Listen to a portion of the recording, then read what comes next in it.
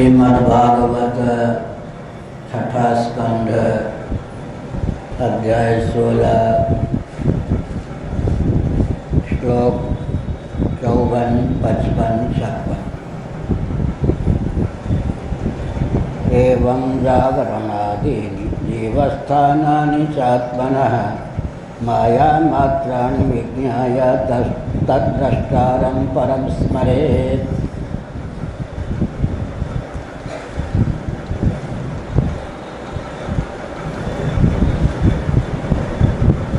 चित्रकेतु ने भगवान संकर्षण के धाम में संकर्षण विद्या की उपासना के फलस्वरूप पहुंचकर भगवान संकर्षण के सन्मुख उनकी स्तुति की। भगवान के नाम रूप, उनकी लीला, उनके धाम, स्वरूप, स्वभाव, प्रभाव, इन सब का मुक्त स्वर से प्रतिपादन किया। भगवान ने प्रबुद्ध होकर चित्रकेतु के द्वारा प्रस्तुत भावों को सुना और प्रबुद्ध होकर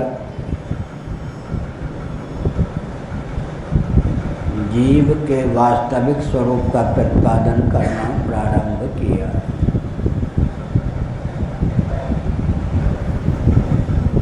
जीव प्रवर चित्रकेतु ने भगवान के स्वरूप का प्रतिपादन किया और भगवान ने जीव के तात्विक स्वरूप का वर्णन प्रारंभ किया। जीव जब जागर, स्वप्न, सुषुप्ति,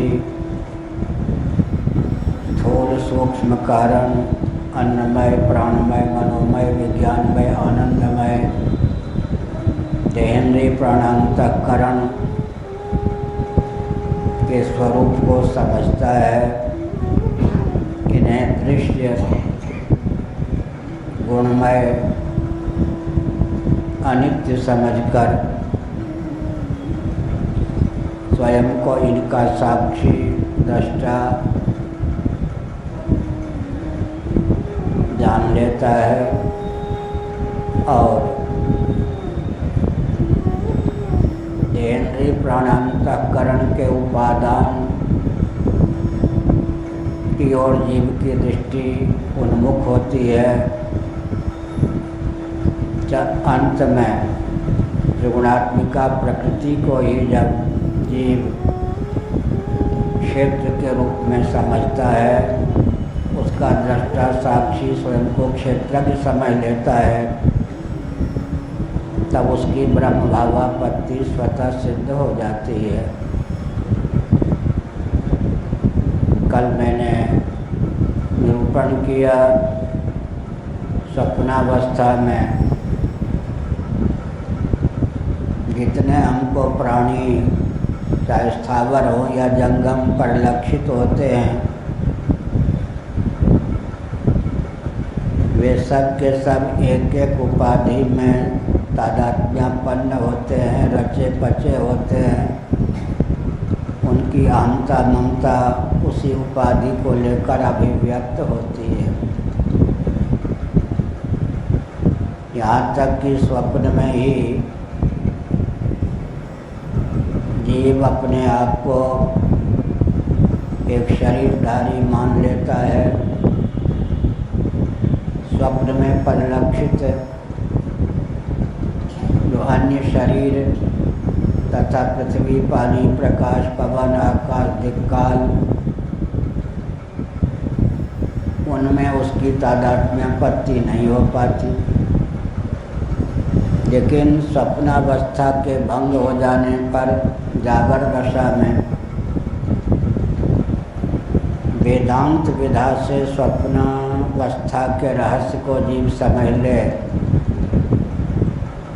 तो समग्र स्वप्न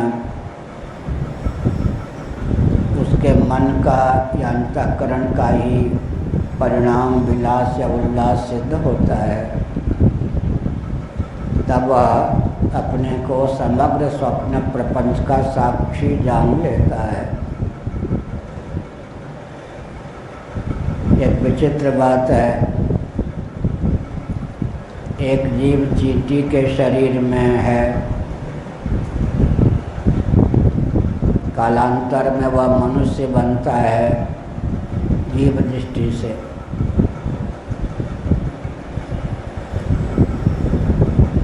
कर्मोपासना का आलंबन लेकर देहत्याग के बाद वह हिरण्यगर्भ के पद को प्राप्त करता है।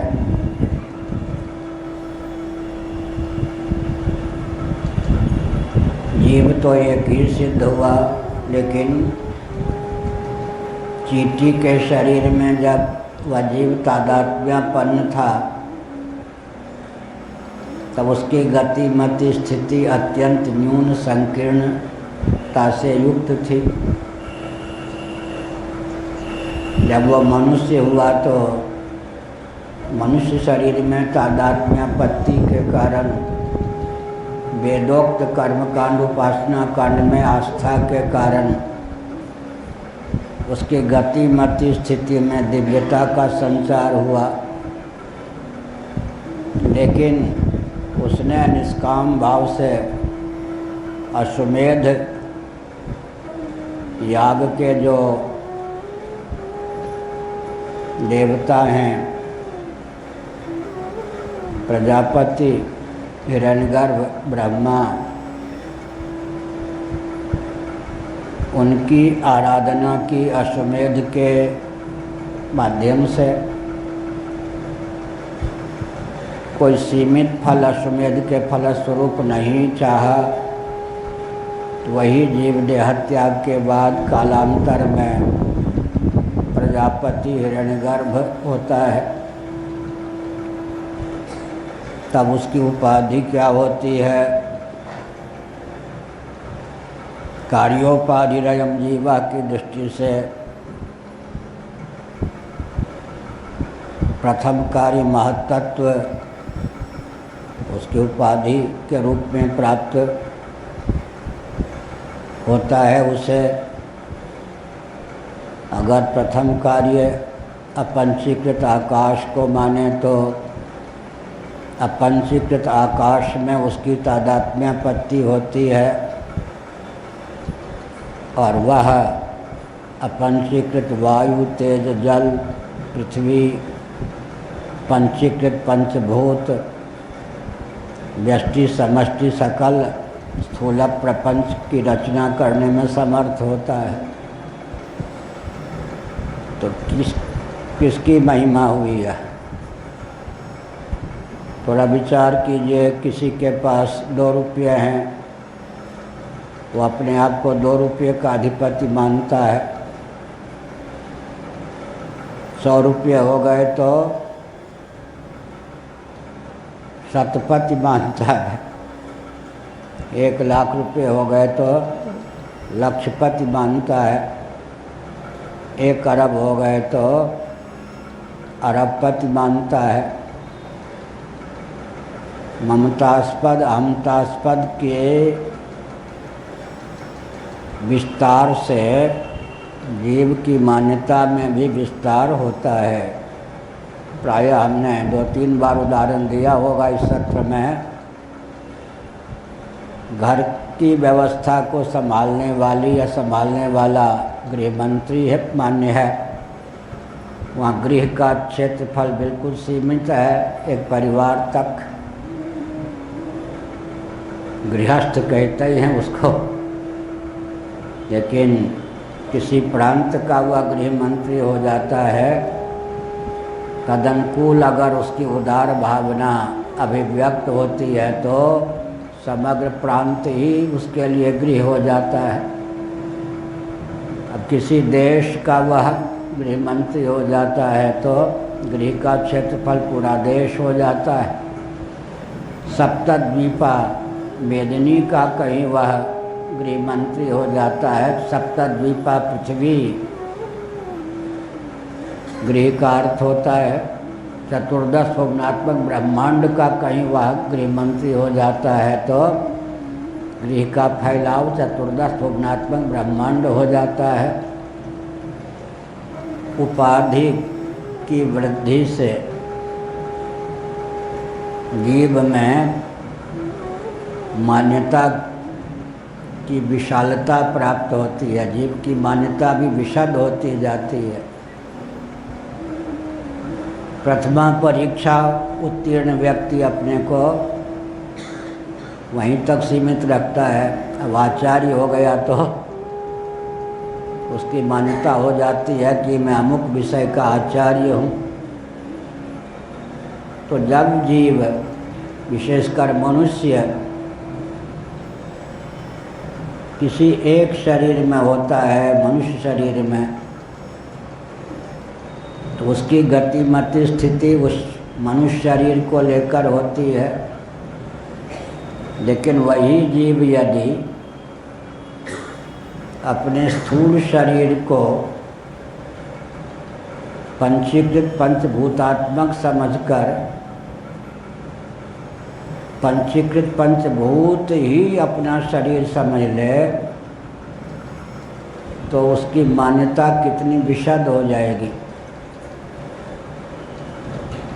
फिर मनुष्य शरीर में रहता हुआ ही कहीं वह पंचीकृत पंचभूतों का भी उपादान अपंचीकृत पंचभूतों को समझ ले तो उसकी मान्यता कितनी ऊंची हो जाएगी। और कहीं अपंचीकृत पंच महाभूतों को प्रकृति में विलीन कर दे, प्रकृति को ही अपनी उपाधि मान ले तो वह पुरुष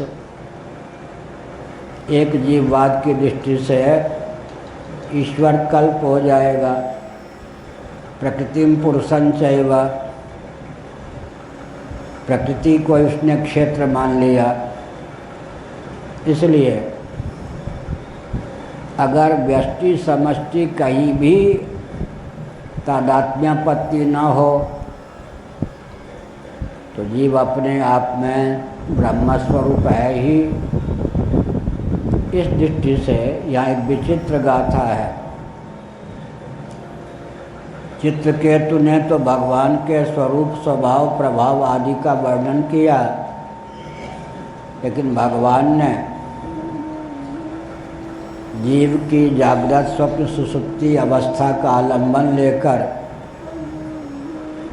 तीनों अवस्थाओं में जीव के एकत्व का, उसके साक्षी होने का, अलिप्त होने का वर्णन प्रारंभ किया।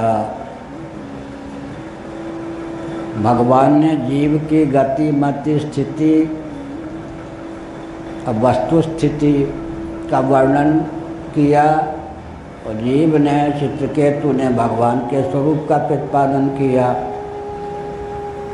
अंत में जीव और भगवान का तात्विक स्वरूप एक सिद्ध हो जाता है। यह एक विचित्र गाथा है।